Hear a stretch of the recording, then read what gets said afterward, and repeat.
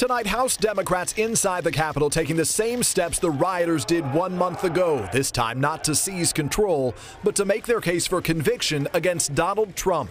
The Senate will convene as a court of impeachment.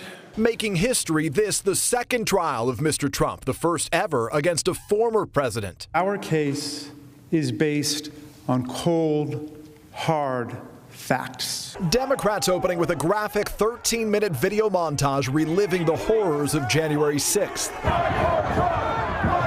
And if you don't fight like hell, you're not going to have a country anymore. Mixing in the words of Mr. Trump with clips from the crowd, supporters calling out his name. We're outnumbered. There's a million of us out there, and we are listening to Trump. Rioters storming the Capitol, an officer firing a gunshot into the mob as people ransack the Senate chamber. That's a high crime and misdemeanor.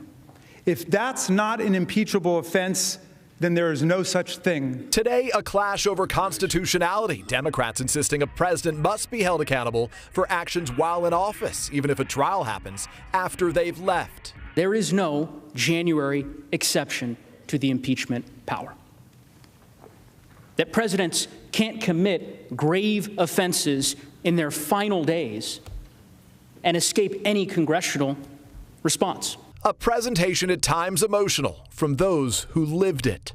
Congressman Jamie Raskin recalling his daughter's fear that day. And you know what she said? She said, "Dad, I don't want to come back to the Capitol."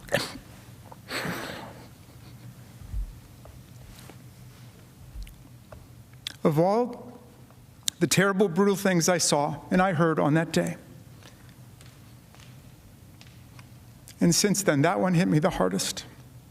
Afterward, Mr. Trump's lawyers praising the Democrats' performance. We changed what we were going to do on account that we thought that the House manager's presentation was well done. While condemning last month's attack. What happened on January 6th and the storming and breaching of the Capitol should be denounced in the most vigorous terms. But arguing Mr. Trump never incited the violence and that it's unconstitutional to try to remove a president who's no longer in office. This idea of a January amnesty is nonsense. If my colleagues on this side of the chamber actually think that President Trump committed a criminal offense, and after he's out of office, you go and arrest him. Later slamming the Democrats for what they called splicing video. They don't need to show you movies to show you that the riot happened here. We will stipulate that it happened, and you know all about it. And blasting the Democrats' entire case as a vendetta against Mr. Trump. A great many Americans see this process for exactly what it is: a chance by a group of partisan politicians seeking to eliminate Donald Trump from the American political scene and seeking to disenfranchise 74 million plus American voters. Tonight, 6 Republican senators joining Democrats voting that the trial is constitutional. One of those Republicans criticizing Mr. Trump's legal team as disorganized and random. Still, it underscores the challenge for Democrats who need 17 Republican votes to convict. Lester?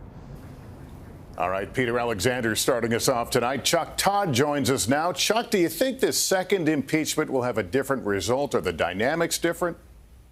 Well, I think the dynamics are definitely different because of what happened and the fact that those senators were eyewitnesses themselves. But, you know, using the words of Senator Bill Cassidy, who he essentially joined the other 5 Republicans believing that this was constitutional, he described the Trump legal team as disorganized and random. And I want to jump off on that point because I think if you have 4 more days of where Jamie Raskin and the House impeachment managers are basically very organized and the Trump team is this disorganized, I think you can't presume any outcome. All right, Chuck, thanks. For his part, President Biden is steering clear of the trial. Kristen Welker joins us. Kristen, you asked the White House about that today. What did you hear?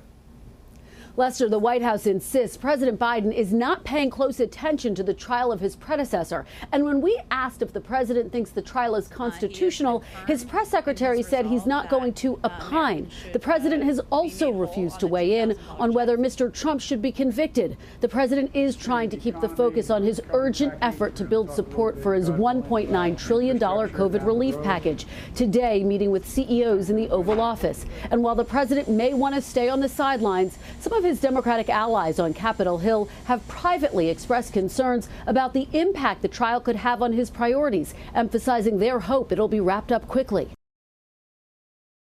Thanks for watching our YouTube channel. Follow today's top stories and breaking news by downloading the NBC News app.